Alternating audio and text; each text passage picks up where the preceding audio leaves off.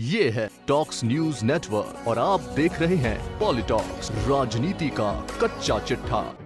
पहला military force को लेकर मुख्यमंत्री अशोक गहलोत द्वारा दिए गए बयान के बाद से प्रदेश की सियासत गरमाई हुई है। सीएम गहलोत ने स्वतंत्रता दिवस की 76वीं वर्षगांठ के अवसर पर पहला मिलिट्री फोर्सेस की गाड़ियों के जरिए बीजेपी के दफ्तरों तक पैसा पहुंचाने का आरोप लगाया था। सीएम गहलोत के इस बयान के बाद प्रदेश भाजपा के दिग्गज नेताओं ने सीएम गहलोत के खिलाफ मोर्चा खोल दिया है।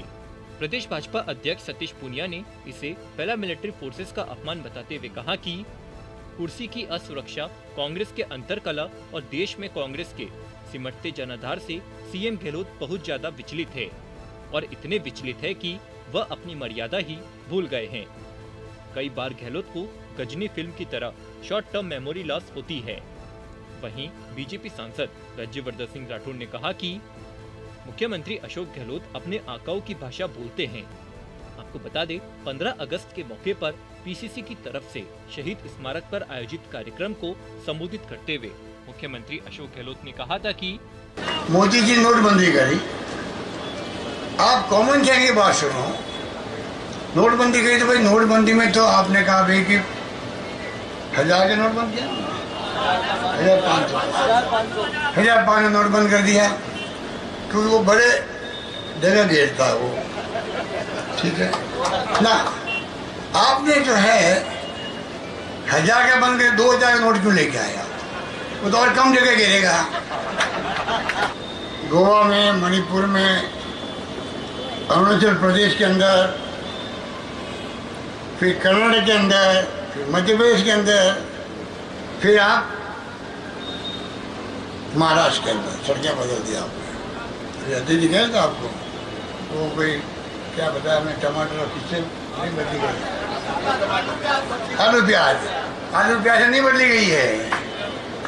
ये बड़े बड़े सूटकेस के अंदर मोदी जी जो है, आप बताइए, तो रुपये का ट्रांसपोर्टेशन होता है, ये क्या करते हैं मालूम आपको? ये पैरा मिलिट्री की फोर्सेज या किसी को पकड़ते, पुलिस वालों को, जहाँ सरकार होती है, ट्रक में भर के, बॉक्स भर के पैसा लाते हैं। बीजेपी दफ्तर है ना, इनके पिछवाड़े लिया तो ट्रक को, उससे वो बॉक्स उतरते हैं, अंदर जाते हैं। तो गाड़ी पुलिस की होती है, खुद की, उसको पकड़े कौन? वहीं सीएम गहलोत के इस बयान पर प्रदेश की प्रमुख विपक्षी पार्टी बीजेपी मुखर हो गई है। बीजेपी प्रदेश अध्यक्ष सतीश पूनिया ने कहा कि मुख्यमंत्री जी इन दिनों कुर्सी की असुरक्षा से इतने असहज होंगे, इतने विचलित होंगे, इसकी मैं कल्पना नहीं करता था। एक किसी बड़े जिम्मेवार प्रदेश का मुख्यमंत्री ऐसी गैर जिम्मेदाराना, बेतुकी और बेबुनियाद बात करेगा, ये भी मेरी समझ से परे है। इस तरीके से पैरामिलिट्री फोर्सेज का अपमान करेगा, उनको माफी मांगनी चाहिए कि जिस पैरामिलिट्री फोर्स के लोग इस देश की आंतरिक और बाहरी सुरक्षा को अंजाम देते हैं, किस तरीके की ओछी टिप्पणियां, ये क्या संभव है कि किसी भी दल में, किसी भी सरकार में कोई पैरामिलिट्री फोर्स के लोग इस तरीके से नोटों की गाड़ियां भर के किसी दफ्तर में पहुंचाते होंगे? और उन्होंने ये टिप्पणी शिष्टाचार के खिलाफ भी की है कि एक राजनीतिक दल के दफ्तर पर और इस तरीके की टिप्पणी करना, ये मुझे लगता है कि उनका एक मानसिक विचलन को ही प्रदर्शित करता है कि आदमी बहुत ज्यादा विचलित होता है। विचलित क्यों है, ये भी समझ में आ रहा है कि धीरे धीरे जिस तरीके से कांग्रेस देश के नक्शे से गायब हो रही है, उनको आशंका है कि राजस्थान में भी यही हश्र होगा, उसको ये रोक भी नहीं पाएंगे। लेकिन इस तरीके के बयानों से तो ये अंदाज लगाया जा सकता है कि आदमी कितना तनावग्रस्त है, कितना विचलित है और कितना असंतुलन उनके मस्तिष्क में है। तो मुझे लगता है कि ये जो बयान उन्होंने दिया है, ये गरिमा के अनुकूल नहीं है। उन्होंने पैरामिलिट्री को इस तरीके से निशाना पर लिया, इस तरीके से उसका अपमान किया, उनको मुझे लगता है माफी मांगनी चाहिए। आमिर खान की चर्चित फिल्म गजनी का जिक्र करते हुए सतीश पूनिया ने कहा कि कांग्रेस में ही इस तरह की प्रैक्टिस रही है। कोरोना के बाद और सरकार के दबाव में कई बार गहलोत को गजनी फिल्म की तरह शॉर्ट टर्म मेमोरी लॉस होता है। पॉसिबल है कि गहलोत कांग्रेस की बात बता रहे होंगे और बीजेपी का नाम निकल गया।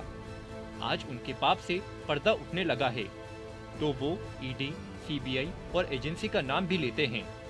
वहीं अलवर में हुई मॉब लिंचिंग की घटना का जिक्र करते हुए सतीश पूनिया ने कहा कि कांग्रेस सरकार के 3 वर्ष से ज्यादा अधिक के शासनकाल में सबसे पहला यक्ष प्रश्न यह है कि अशोक गहलोत के मुख्यमंत्री रहते उनके गृह मंत्री कालखंड में जिस तरीके से अपराध बढ़े हैं और अपराधियों का हौसला बढ़ा है वह दुर्भाग्यपूर्ण है और चिंताजनक है।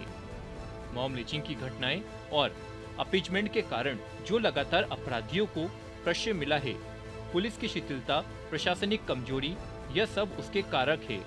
इसलिए मुझे लगता है कि पुलिस की जो पंचलाइन है, अपराधियों में भय और आमजन में विश्वास, अब आमजन असुरक्षित है और अपराधी अपराध करते वक्त यह सोचते नहीं है कि उसका क्या होगा। ऐसे हालातों से पानी सर के ऊपर गुजर चुका है।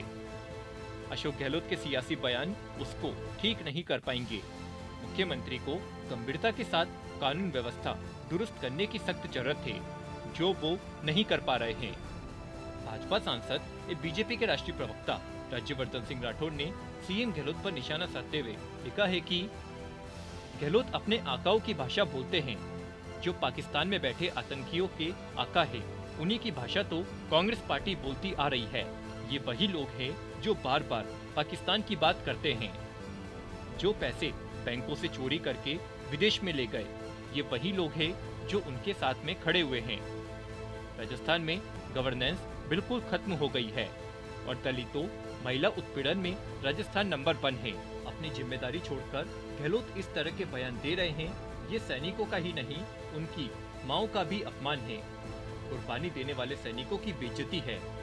इसके लिए सीएम गहलोत को सार्वजनिक रूप से माफी मांगनी चाहिए। अपनी बौखलाहट और फ्रस्ट्रेशन में कांग्रेस इस तरह के बयान दे रही है। पॉलिटॉक्स ब्यूरो, जयपुर। ये है टॉक्स न्यूज नेटवर्क और आप देख रहे हैं पॉलिटॉक्स, राजनीति का कच्चा चिट्ठा।